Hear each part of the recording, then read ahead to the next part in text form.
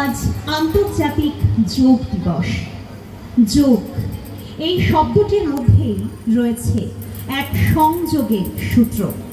সংস্কৃত যুজ ধাতু থেকে এসেছে এই যোগ শব্দটি। আর আজকে আমরা আন্তর্জাতিক যোগ দিবসে সকলে মিলিত হয়েছি মাদ্রাসা ময়দানে। শেফা ফিটনেস স্টুডিওর পক্ষ থেকে আজকে আমাদের কথা বিতানকে আমন্ত্রণ জানানো হয়েছে আপনাদের সামনে একটি বার্তা তুলে ধরার জন্য। আমরা আমাদের কথায় কবিতার মধ্য দিয়ে আমাদের বার্তা, আজকের যোগ দিবসের যে গুরুত্বপূর্ণ বার্তা আমরা দিতে চলেছি তা হলো স্বাস্থ্যই সম্পদ।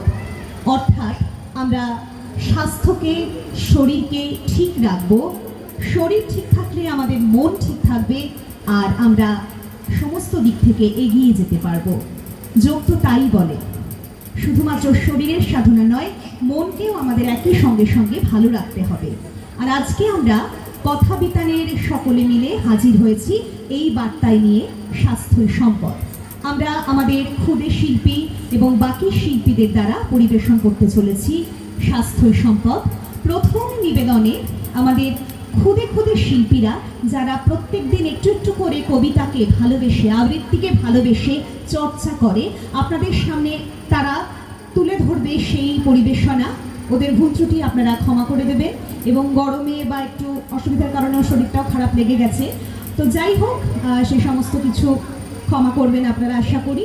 এবারে আমরা চলুন প্রথম নিবেদনে ওদের মুখ থেকে একটি মজার কবিতা শুনবো, যেই কবিতার মধ্যে নানান রকম খাওয়া দাওয়ার কথা আছে, কিন্তু বার্তা একটাই, খাওয়া দাওয়া আমরা সঠিকভাবে করব এবং আমাদের ঘুমোতেও হবে সময় মতো, ঠিক মতো, তাহলেই আমরা সুস্থ শরীর গড়ে তুলতে পারবো। কবি সুনীল গঙ্গোপাধ্যায়ের একটি কবিতা, কবিতার নাম খাওয়ার পরে ঘুম। পরিবেশনায় কথা বিতানের ক্ষুদে শিল্পীরা। হাওয়া বয়ে শনশন, বৃষ্টিরা ঝমঝম, নুন খেয়ে গুল গাও, চাল খাও কম কম, মেঘ ডাকে গুরু গুরু, পাখি ডাকে ট্রি ট্রি, আমলকি মুখে দাও জল খুব মিষ্টি, মৌমাছি গুনগুন, মাছি ওড়ে বন বন, বেশি আম খাও যদি পুরা হবে টন টন। সেতারে তুমতাম, তবলায় থাপা থাপ, সেতো খাও এক ফোঁটা, সন্দেশ গপা গপ, কাজ ভাঙে ঝন ঝন, ঝড় আসে হুড়মুড়, পাউরুটি লাগে খাসা, যদি থাকে ঝোলা গুড়। নদী বয় কল কল, গাছে গাছে ঝিলমিল, পান খাও এক কিলি, হাসি পাবে খিল খিল, কথা হয় ফিস ফিস, জল পড়ে টুপটাপ, আর কত খাবে বলো, চারিদিক চুপচাপ। কাগজের খাস খাস, নুপুরের রুমঝুম, আর কত খাবে খাওয়া দাওয়া হলো বেশ, এইবারে টানা ঘুম, বাজি ফাটে ধুমধাম, কাঠ কাটা রোদ্দুর, ঘুম মেলে উড়ে যাও, ছিপে যাও যদ্দূর। শুনে এলাম সুনীল গঙ্গোপাধ্যায়ের খাওয়ার পরে ঘুম, যেই কবিতার মধ্য দিয়ে উঠে এসেছে সঠিকভাবে খাওয়া দাওয়ার কথা, এবং তারা এটাই আপনাদের সামনে তুলে ধরল।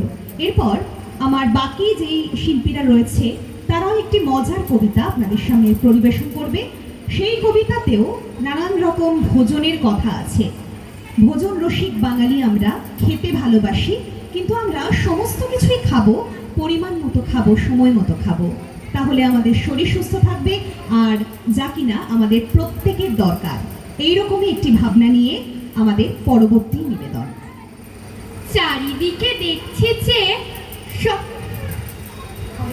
হরেক রকম খাবার, কোনটা ছেড়ে কোনটা খাবো সবই করবো সাবার। ভোজন রসিক বাঙালি ভাই, খেতে ভালোবাসি, হরেক রকম খাবার দেখে মুখে চওড়া হাসি। নানান দেশে নানান খাবার আছে, ঢাকায় চাইনিজ, ঘটি বাঙালির লড়াই চলে, চিংড়ি নাকি ইলিশ,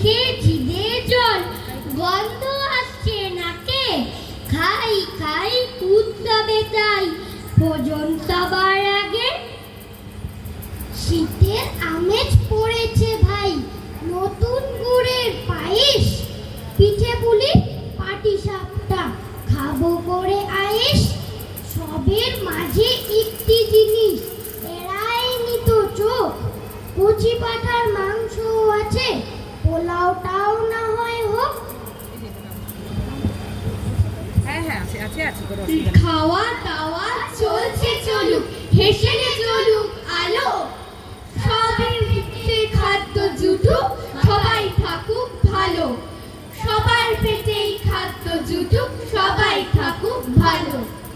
আমাদের একটাই বার্তা, যেন আমরা সকলে সময় মতো খেতে পারি এবং সেই খাবার যেন সকলে পাই, সবার পেটেই খাদ্য জুটুক, সবাই থাকুক ভালো।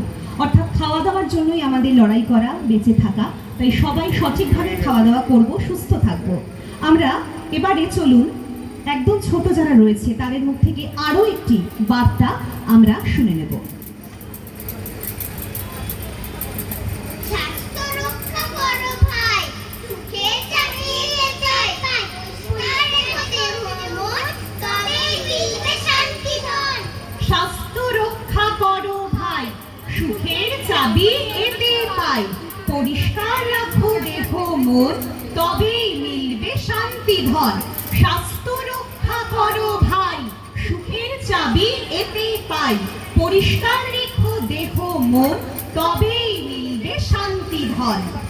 নমস্কার।